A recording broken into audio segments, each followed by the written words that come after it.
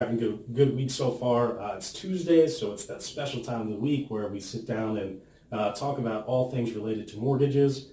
I've got a special treat for you this week. We're going to talk about credit reports and credit scores and everything having to do with credit as it pertains to a mortgage transaction. So if you've been wondering about what programs are available for you at a certain credit score, if you're wondering what happens to your score when a lender checks it, if you have questions about why a lender needs to check your credit or what it is they're looking for on there, or looking for easy ways that you can improve your credit, please tune in. Follow the link in my bio to my YouTube channel. There's a lot of good stuff for you this week.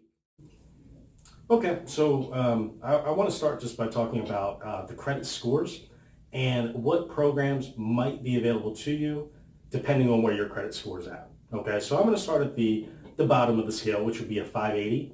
Okay, if you're at 580, but maybe below 600, we are going to have options available for you.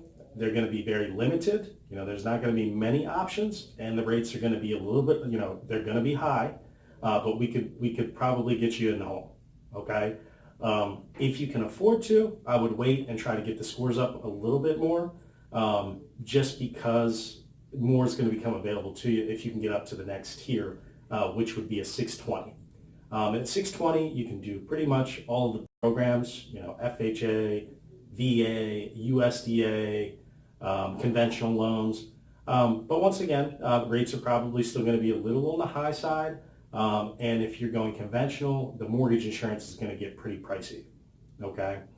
The next tier up would probably be a 640 credit score. And once you get to 640, you pretty much have the same programs available as in the last tier that I talked about. But what does start to become available to you are down payment assistance options, okay, through Maryland Mortgage Program. That's where all of those start. And if you want to learn more about those, I recommend taking a look at the video I shot last week about all of the down payment programs that are out there here locally in the state of Maryland, okay? The next score tier would be like a 680. Okay, now you're starting to get into that good territory for credit scores. Okay, and pretty much all programs are going to be available to you, and the interest rates are going to start to look a little bit better than they would compared to a 620 versus 640 score.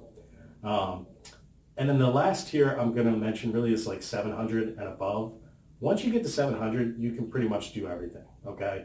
At that point, the next group of loan options that become available to you are probably going to be jumbo loans. You could look at investment properties at that point in time, and anything between 700 and going up to the max 850 on the FICO score scale. The higher you go, probably just the better the pricing is going to be, and the better the interest rate's going to look at that point. Okay.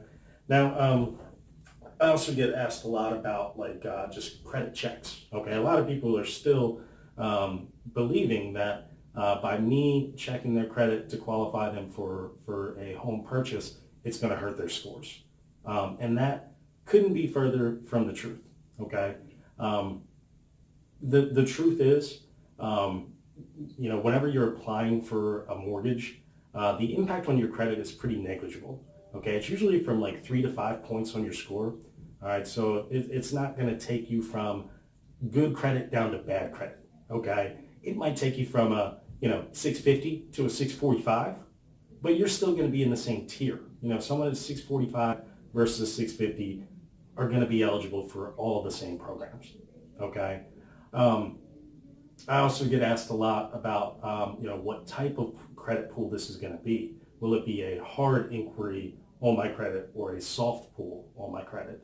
And the answer to that is, a lot of people get this wrong. Okay.